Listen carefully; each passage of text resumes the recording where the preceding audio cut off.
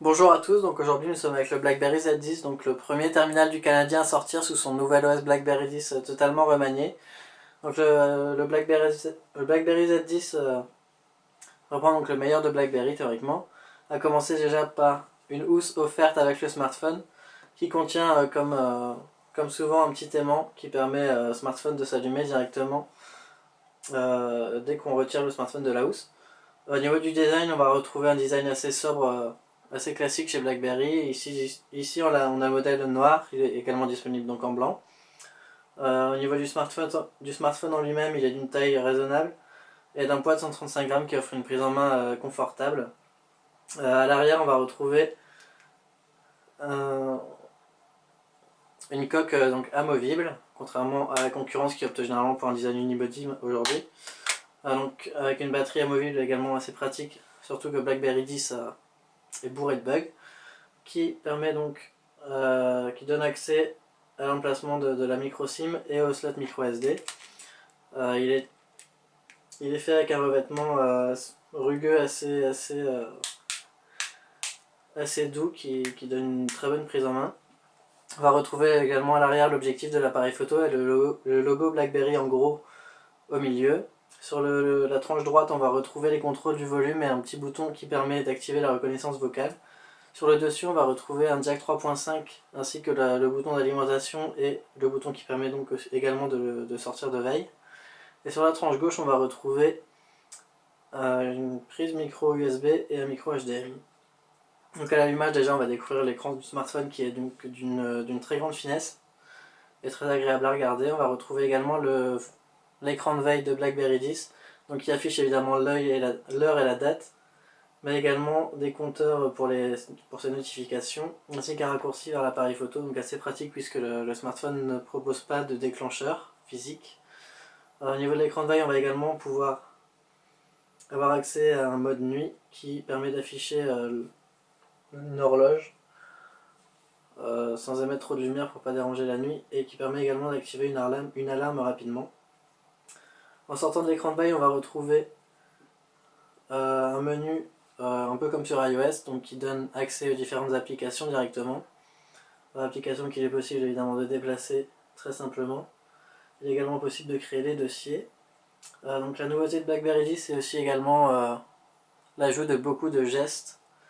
Donc pour contrôler le smartphone, si on va du haut de l'écran vers le bas, on va avoir un accès rapide aux différents réglages, aux connectivités, à l'alarme, ainsi qu'au profil.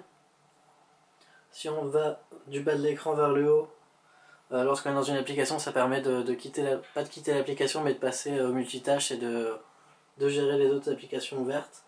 Donc le multitâche qui se présente ainsi, donc avec un petit système de vignettes, de la même manière que sur Windows Phone. Donc on ne peut pas évidemment ouvrir 15 000 applications. Donc elles vont se fermer dans un ordre chronologique, donc la plus ancienne va se fermer d'abord au fur et à mesure.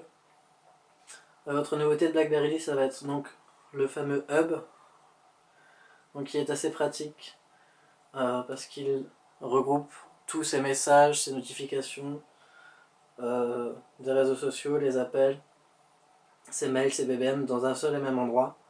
Donc à ce niveau-là, c'est assez pratique. Ce qui est regrettable, c'est plutôt que depuis l'écran principal, pour y accéder, il faut effectuer un certain nombre de manipulations.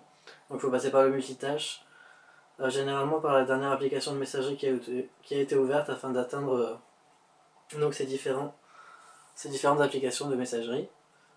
Il n'est pas précisé, mais à l'intérieur du smartphone, on retrouve un processeur dual-core cadencé 1,5 GHz de chez Qualcomm, qui fait très bien son travail sur BlackBerry 10, qui a été très bien optimisé une nouvelle fois. Donc ce que je cherche, c'est la fonction appareil photo. Donc ce qu'on retrouve sur cet appareil photo, c'est un mode time shift, donc assez pratique. Ici, j'ai pas envie de le montrer parce qu'il faudrait que je monte ma tête, c'est un peu difficile le lundi.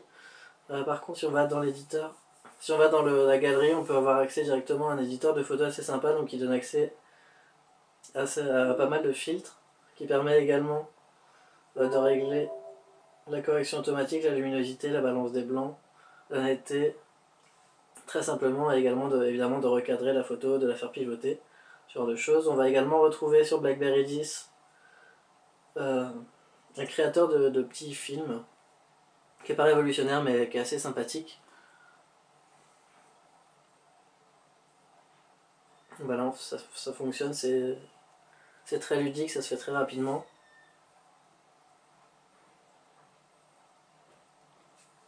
Encore une fois, c'est pas révolutionnaire, mais ça montre réellement le virage qu'a pris BlackBerry, qui est résolument tourné vers le multimédia aujourd'hui pour affronter la concurrence.